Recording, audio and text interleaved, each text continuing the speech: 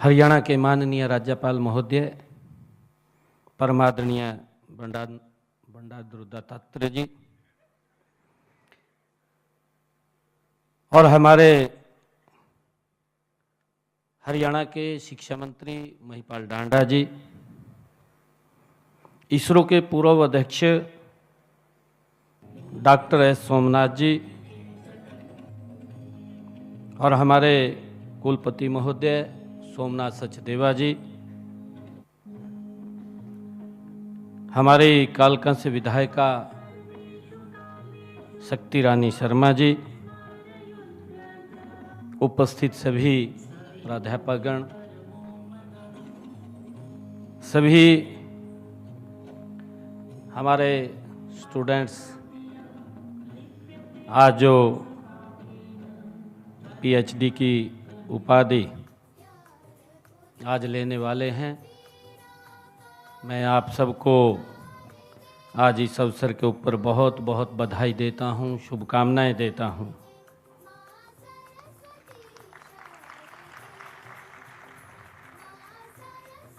आज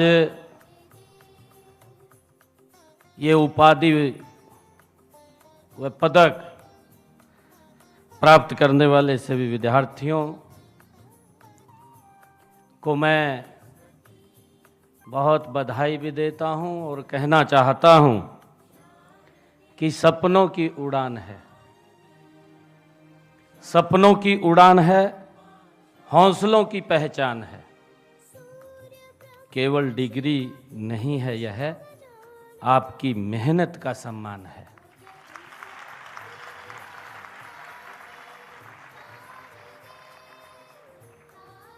मैं आपको, आपके माता पिता को बहुत बहुत बधाई देता हूं, बधाई के पात्र हैं, जिन्होंने आपको इस मंजिल तक पहुंचाने में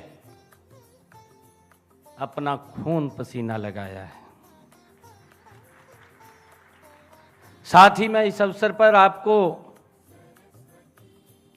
त्रास कर इस मुकाम पर पहुंचाने वाले हमारे शिक्षकों को भी मैं बहुत बहुत हार्दिक बधाई और शुभकामनाएं देता हूं। मुझे खुशी है कि इस दीक्षांत समारोह में हमारे भारत के हीरो, जिन्होंने भारत का गौरव ऊंचा किया है, ऐसे विश्व विख्यात वैज्ञानिक डॉक्टर, पूर्व में जो अध्यक्ष रहे इसरो के डॉक्टर एस सोमनाथ जी, आज हमारे कुरुक्षेत्र यूनिवर्सिटी में उनको मानद उपाधि से और गोयल पीस प्राइज से सम्मानित किया गया है। इसके लिए मैं इनको भी बहुत बहुत बधाई और शुभकामनाएं देता हूं। मुझे खुशी है कि प्रत्येक भारतवासी अंतरिक्ष क्षेत्र में चंद्रयान 3 की सफल लैंडिंग में आपके योगदान को गौरवान्वित महसूस कर रहा है। मुझे ये भी खुशी है कि जब साउथ पोल के ऊपर चंद्रयान 3 की लैंडिंग हो रही थी, पूरा देश टक की आंखें लगाए हुए देख रहा था, और जब सफल लैंडिंग साउथ पोल के ऊपर हुई तो एक अलग दीपावली का माहौल पूरे देश के अंदर था। इसके लिए मैं आपको बहुत बहुत बधाई देता हूं, शुभकामनाएं देता हूं।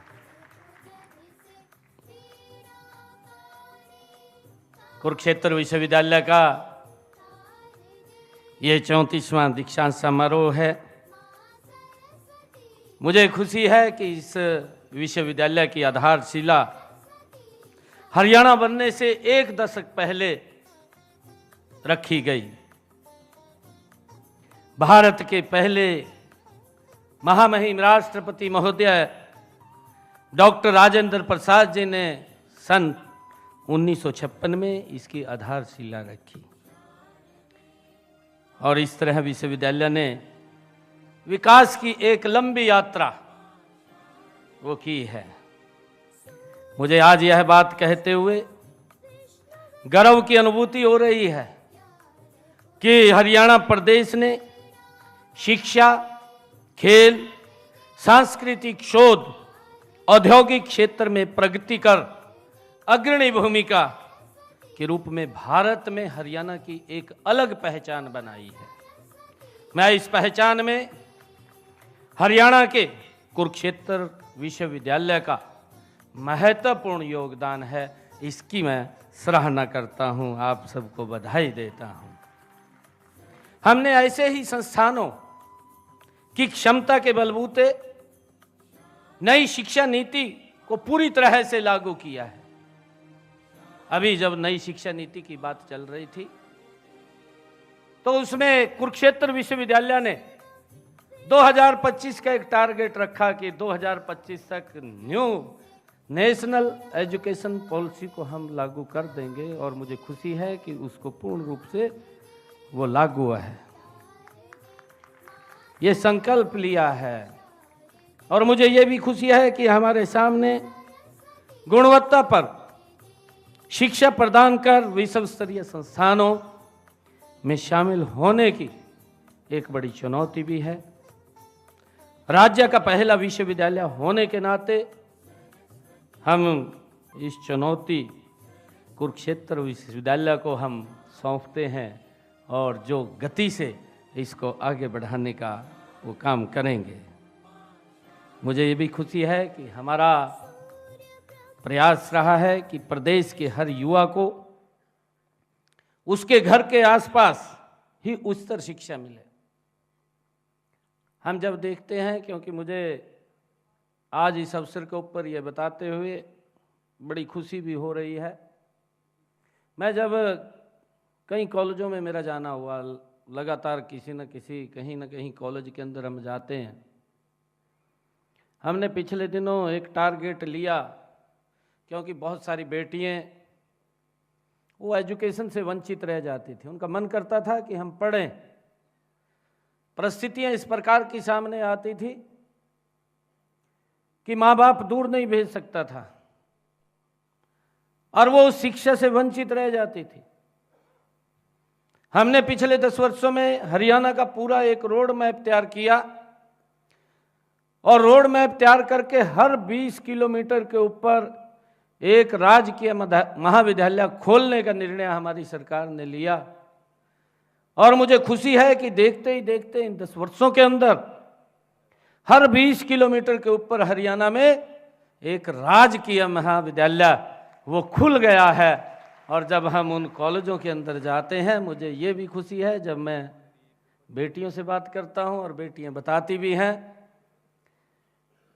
कि हम नज़दीक के कारण यहाँ एडमिशन हो गया, हम पढ़ रही हैं, परंतु बाहर जाने में हमें दिक्कत थी।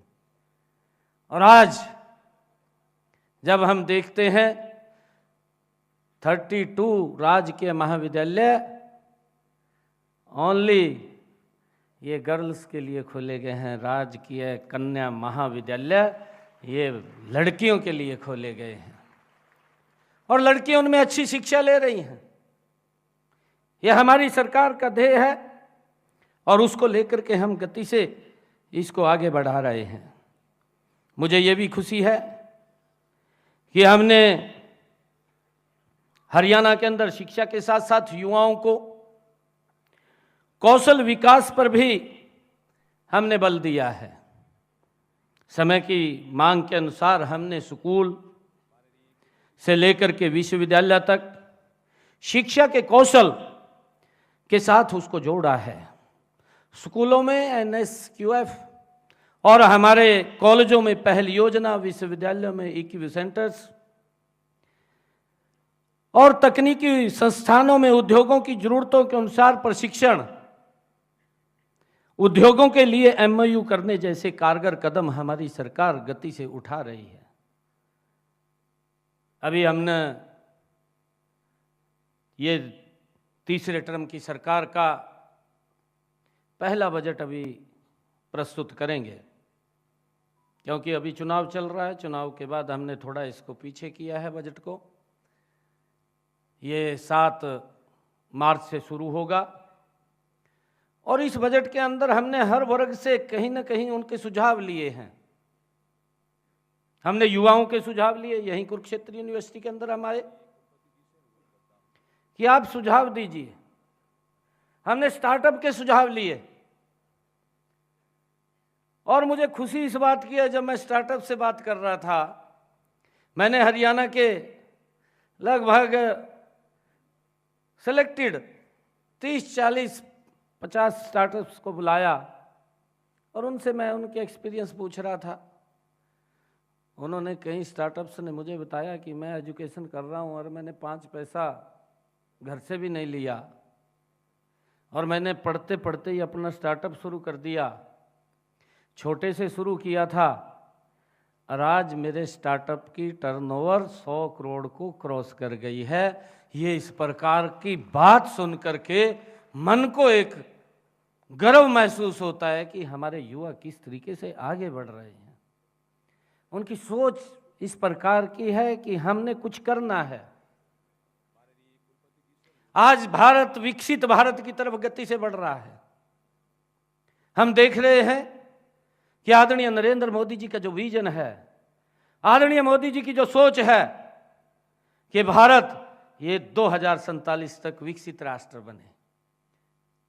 हमारे सभी युवा साथी आज यहाँ से अपने अपने अलग अलग क्षेत्रों के अंदर देश में सेवाएं देने के लिए आप लोग तत्पर हैं, तैयार हैं। आप इस विकसित राष्ट्र के अंदर आप लोगों की बड़ी भूमिका होगी। इस भारत को विकसित राष्ट्र बनाने में आपका महत्वपूर्ण योगदान होगा। मुझे ये खुशी है आप लोगों के बीच में बताते हुए कि आदरणीय प्रधानमंत्री जी का जो विजन है, आदरणीय प्रधानमंत्री जी ने जो कहा कि हमने 2047 तक ये विकसित राष्ट्र बनाना है। अभी आप लोगों ने पिछले दिनों देखा होगा, हमने आजादी का 75वां वर्ष मनाया। हम संविधान का 75 वर्ष पूरे हो गए हैं, उसका गौरव दिवस के रूप में मना रहे हैं। आदरणीय प्रधानमंत्री जी की जो सोच थी कि भारत जब गुलामी की जंजीरों में जकड़ा हुआ था, हमारे उन क्रांतिकारी वीरों ने इस भारत की गुलामी की जंजीरों को काटने के लिए इस भारत भूमि के ऊपर अपने आप को कुर्बान किया। वो ऐसे महानायक थे, वो ऐसे महान क्रांतिकारी वीर थे जिनकी सोच थी आने वाली पीढ़ियां हमारी सुरक्षित रहें। हम जो कष्ट सहन कर रहे हैं उनको वो कष्ट सहन न करना पड़े। और प्रधानमंत्री जी ने उस विजन को ध्यान में रखते हुए कहा कि जब हम आजादी का 100वां वर्ष मनाएंगे, 2047 में देश का 100वां वर्ष होगा, तो मेरे उन क्रांतिकारी वीरों के सपनों का भारत होगा, उसको हम आगे बढ़ाने का काम करेंगे। ये सोच आदरणीय प्रधानमंत्री जी की थी और हम सब ने उसको लेकर के इस देश में आगे बढ़ाने में अपनी अहम भूमिका अदा करनी है। आज इस अवसर के ऊपर मैं आप सबको बहुत बहुत बधाई भी देता हूँ, शुभकामनाएं भी देता हूँ। नौजवान साथियों, मैं कहना चाहूँगा कि आधुनिकता के इस दौर में सभी क्षेत्रों में कंपटीशन बढ़ रहा है। कंपटीशन के स्वयं हमने कहीं भी किसी को मात देनी है तो हमने अपना बेटर देना पड़ेगा। बेटर देंगे, हम आगे बढ़ जाएंगे। मुझे ध्यान में आ रहा है इन्हीं 10 वर्षों के अंदर हमारे हरियाणा के अंदर किस प्रकार की स्थितियां थी। हरियाणा के अंदर अगर नौकरी भी लेनी होती थी तो नौकरी लेने के लिए भी माँ बाप को किसी विधायक, किसी मंत्री, किसी मुख्यमंत्री के चक्कर काटने पड़ते थे। ना काटने पड़ते हो तो आप उस समय के दौर को ध्यान में करके सोचिए, जो वो समय था। और समय लंबा भी नहीं था, ये 2014 से पहले का समय था कि एक नौकरी लेने के लिए हमें विधायक के चक्कर काटने पड़ते थे, मंत्री के पास जाना पड़ता था या मुख्यमंत्री के चक्कर काटने पड़ते थे, तब जाकर के कहीं सोच सकता था माँ बाप कि मेरे बेटे को, बच्चे को, बच्ची को नौकरी लग जाएगी। युवाओं के अंदर एक अविश्वास पैदा हो रहा था कि नौकरी पढ़ने से नहीं, नौकरी तो किसी के चक्कर काटने से मिलेगी, यह विश्वास हो रहा था। परंतु उस अविश्वास को पिछले 10 वर्षों में हमने एक मिशन मोड के अंदर काम किया और युवाओं के अंदर एक बड़ा विश्वास पैदा करने का काम किया। आज मुझे खुशी है इस बात की, हमारे जब SCS अधिकारी, जब उनकी ट्रेनिंग खत्म होती है और मैं उनके बीच में जाता हूं, SCS अधिकारी के, वो मुझे बुलाते हैं, जब मैं उनके बीच में बात करने के लिए जाता हूं और परिचय होता है, तो परिचय में एक बात वो बोलते हैं कि मैं एक गरीब परिवार की बेटी हूं और इस सरकार के कारण बिना पर्ची खर्ची के SCS अधिकारी लग गई हूं। ये विश्वास युवाओं के अंदर बड़ा है। और ये वैसे नहीं है, कहीं बोल देते हैं कि भाई इसमें क्या है, हमने तो मेहनत किया। भाई मेहनत किया, उसका फल लगना चाहिए, हम इसको बात को मानते हैं।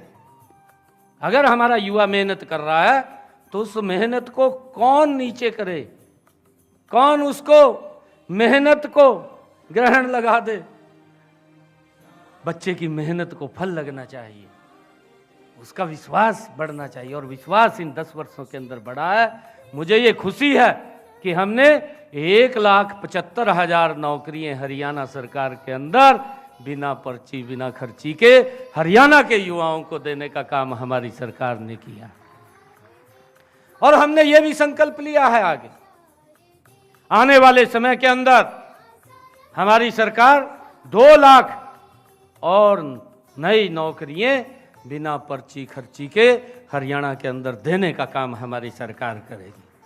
और मुझे ये भी खुशी है कि जब ये तीसरे टर्म की हमारी सरकार आई, इससे पहले किस प्रकार का वातावरण था, और ये इतिहास के अंदर पहली बार हुआ कि 25,000 युवाओं को हमने एक समय के अंदर हरियाणा में एक गरीब परिवार का बच्चा भी बिना पर्ची खर्ची के लगा है।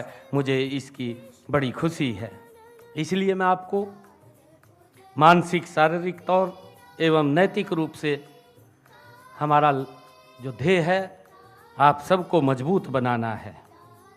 मैं आज उपाधि प्राप्त करने वाले और वर्तमान में शिक्षा ग्रहण कर रहे सब युवाओं के उज्जवल भविष्य की मैं कामना करता हूं। और एक बात मुझे याद आ रही है, स्वामीनाथन जी हमारे एस सोमनाथ जी हमारे बीच में बैठे हैं, जो इसरो के पूर्व अध्यक्ष हैं। इनसे हमें प्रेरणा मिलती है। ये हमारे भारत के वो आइकन हैं जिसने भारत के गौरव को ऊंचा किया है। मैं आप लोगों से कहना चाहूँगा, बनो सूरज, बनो सूरज, रोशनी खुद आएगी। बनो सूरज, रोशनी खुद आएगी। करो मेहनत, कामयाबी अपना सर झुका करके आएगी। आप सबका बहुत बहुत धन्यवाद। इन्हीं शब्दों के साथ जय हिंद, जय भारत, जय भारत माँ।